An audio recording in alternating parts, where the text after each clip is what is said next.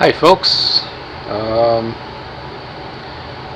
yet another video about the starter. Apologize for the furnace. I can't turn it off because it's just too darn cold out nowadays, so it's just going to have to run.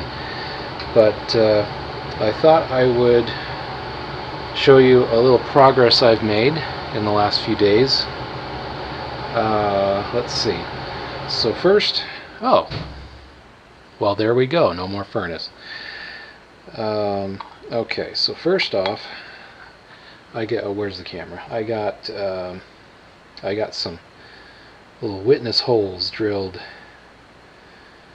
into the back cap where the brushes go. So I should hopefully be able to kind of see what's going on in there when I have this thing running.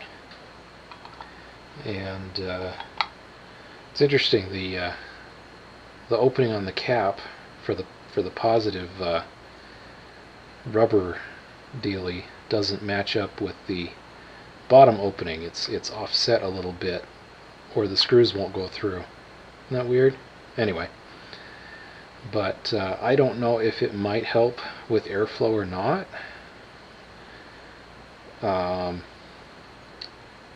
But you don't know until you try, right? So there's those. What else have I done? Oh, I got the front here, the opening here widened all the way to this extrusion, or whatever you call it here. I got rid of the small parts, so when this bearing goes in, this inner race will be exposed, and so when I set a bushing on top of it, the bushing and the shaft and the inner race will all turn together, so nothing will be wearing on anything else. At least that's the plan. I took a picture of the what's the little serial number on here, so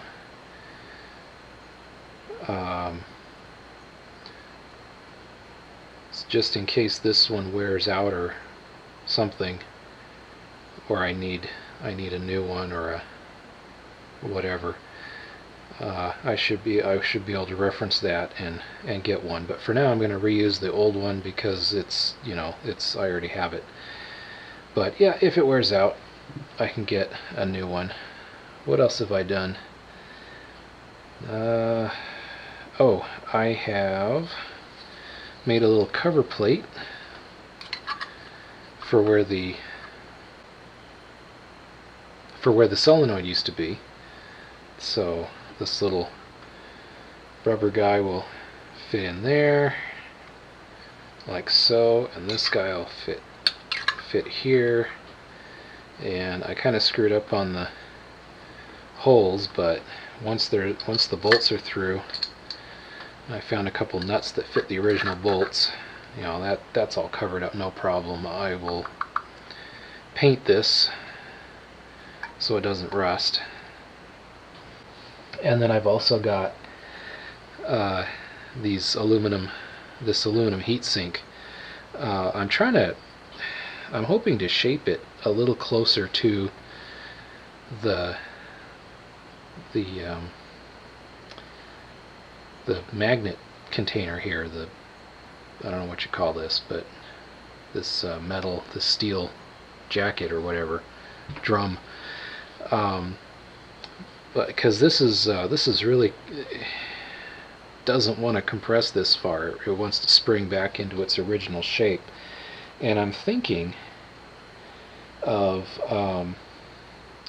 maybe putting a torch on it and heating it up a little bit, so that maybe it'll relax a little bit into more of a smaller shape. Because it sure would be nice if there wasn't so much tension on that. Plus, when you get it all compressed down like this, because there's a gap here, it makes sort of a teardrop shape, even when it's pressed against this guy. So I'd like to have all this surface area pressed up against the can there if I can. So that's where I am currently.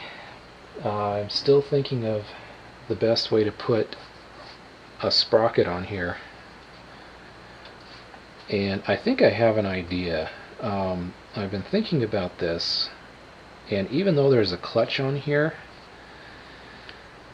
there is a bit of a significant bit of drag on here, and I don't know how that's going to translate to the whole bike, but I'm thinking of seeing if I can put a freewheel cartridge on here instead of just a regular sprocket.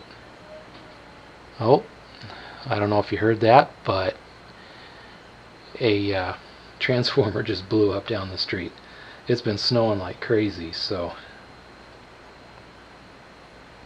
we'll see if we have enough power to finish this, but anyway, I just have to figure out how I'm going to get it to sit still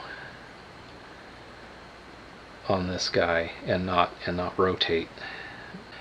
But I am just about ready to reassemble this guy with new grease and put him back together for about the final time. So this is probably the last you'll see of it disassembled like this. Hey folks, I'm experimenting with microphone locations, so let me know if you can hear it or not. But anyway, I finally got this piece together, this little circlip and this race that goes on the outside of the circlip, so that when this comes out like that, it doesn't go all the way through. And boy, that was a bugger. So this is no longer the original clip. That flung across the room somewhere, and I'll probably never see it again. So I made a new clip out of a coat hanger, and while I was shaping that popped out of the pliers, and it flung across the room. So I'm never going to see that one again. But this one, the third one, I managed to get shaped and put in there before it flung across the room, and so now it's in there forever, hopefully. And I ended up using a bearing puller to push that down far enough so that that race would pop up over the clip. But boy, that was a bugger. There's no other way to get down in there. So I'm glad I had a tool that could do that. Otherwise, I don't know what I would have done. Hey, I've made some progress. So this heating this up actually did a really good job. Better than I thought it would, and it fits really nice, and I barely even have to clamp it now. So that's good. I got this little cover piece painted, and then I got everything assembled, greased, and everything. And just for fun, I've got it hooked up to my 12-volt source, and I'm still playing with trying to make the temporary wires better. And I still got my little fan on a separate battery, and that may make terrible noises, but we'll see what happens. And then I've got my little controller here. And there we go. So I'm kind of hoping to keep it at something like this speed, but with lots more amps, because of the load. Oh, I can hear it slowing down as the battery's dropping.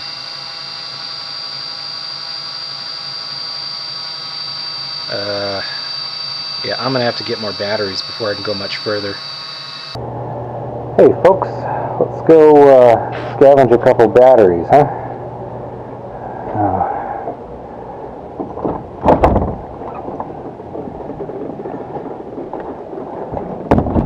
Yeah, I'm not going anywhere anytime soon. Let's see. So we got this car.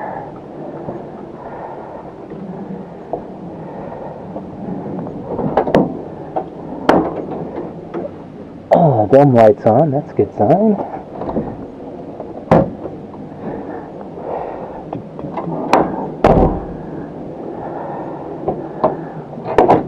Okay, batteries on the other side.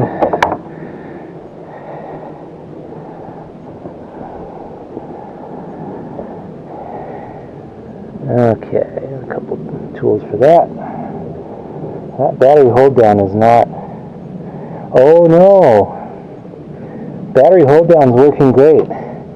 The battery tray is loose. I'll have to fix that.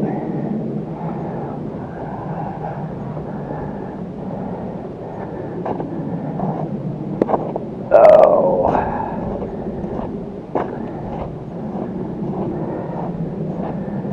How about this guy over here?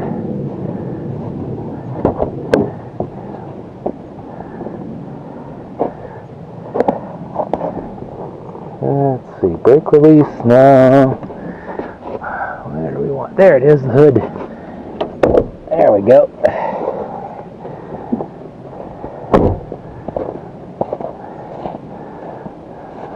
Oh, blackberry is nice. Let's see, how am I going to do this? Hang on.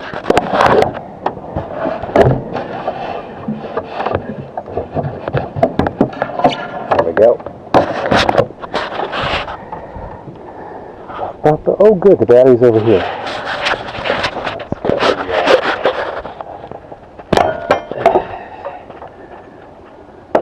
There we are. Oh, and we're dripping on the... Yeah, wonderful. That's okay. So, that needs to be cleaned anyway. Look at that. Nasty. It works great, though.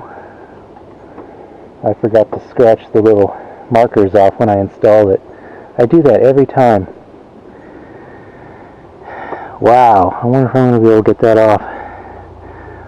So, yep, more tools. Okay, I will get some tools, get these batteries out, and let you know how it goes. Okay, I have managed to scavenge and clean up a couple of car batteries. Before I charge them up, let's check, just for fun, let's go see what the crank amps are on these. This one should be around 625, and we got 12.5 volts. Let's see, so 600 would be right about there. Hey, that's exactly right on. Okay, so next, this one's supposed to be 700. These are 32 degree Fahrenheit numbers, by the way, not 0.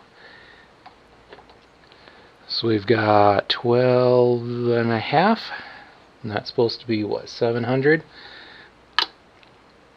It's a little low, but seems to work. Oh, I can I can smell the heat coming off of the resistor in there. That's okay. So I got the two batteries in parallel, so they're 24 volts, or 24 volts. They're 12 volts. And I've got the charger here on 2 amp float charge. So I'm giving it 2 amps total, so each battery is getting an amp. And we're already up to 13 volts. So it'll charge up to, I don't know, 14 maybe? I'm not sure what the float charge is. Okay, we're all set up. I got a pair of jumper cables putting the two batteries in series, negative to positive there. And then I've got the other half of the jumper putting negative to the shunt, heading to the negative battery terminal, power terminal. And then got my little amp meter there, and the fan powered by an independent 12-volt battery. And I've got a positive connected up to the power input positive, and then I've got the regular setup for the thing. So we got about 25 volts, and I have I'm prepared to put a little bit of load resistance on the motor and see how that goes. So let's see, can you see down at the motor? Let me see if I can point that down a little there. So alright, so let's try this out, huh?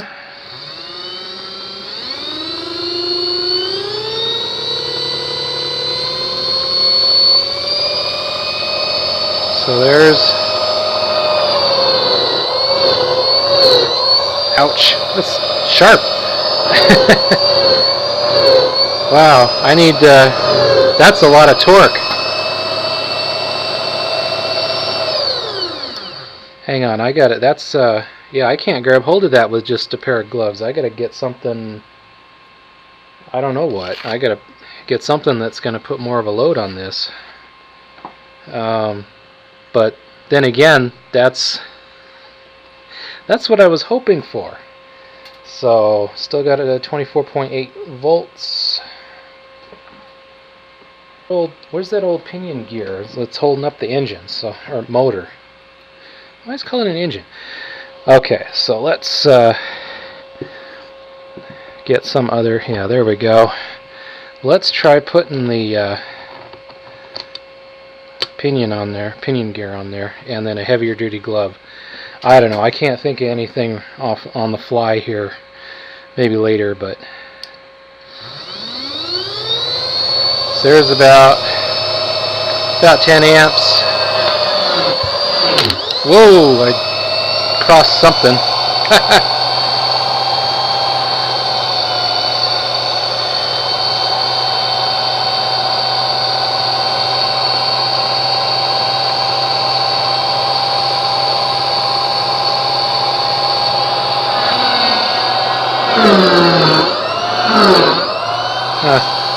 Boy, that's a lot of torque.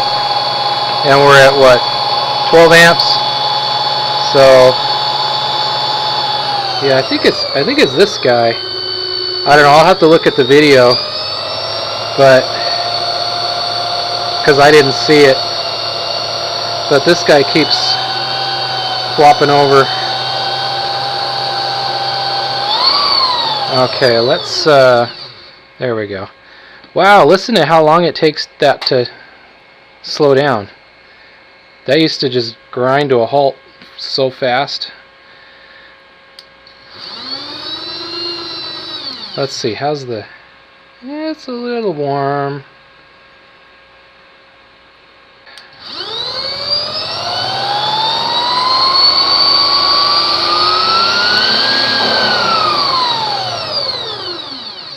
Gosh, I don't even want to run it that fast. Let's put that away for now. I wanted to see though if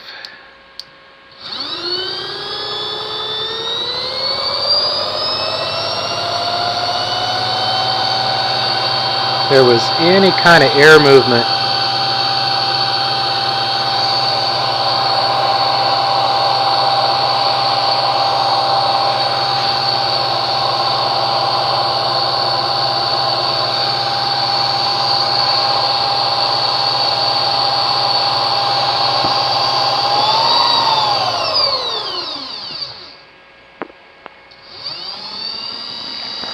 Oops. See, now I've gone and repositioned my microphone and I keep hitting it with my head.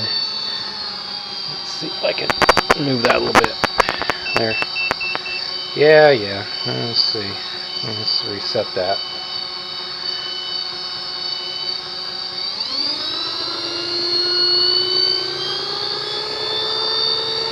Because I bet you the engine's not going to go much faster than that on the bike. So I don't know, we'll see. What do we got, about 5 amps right now? Okay. So at 5 amps, the torque is low enough that I can actually slow it down, but once you get to 10 amps, no, I can't do that. So, and I'm afraid to bump it up to 60 because I just think this thing would spin up too fast and something will break. But yeah, I won't run this again until I've got the actual battery put together. Since it's looking like this is going to be at this point it's looking like it's going to be viable. So okay, well, I hope you found this video interesting, and thank you for watching.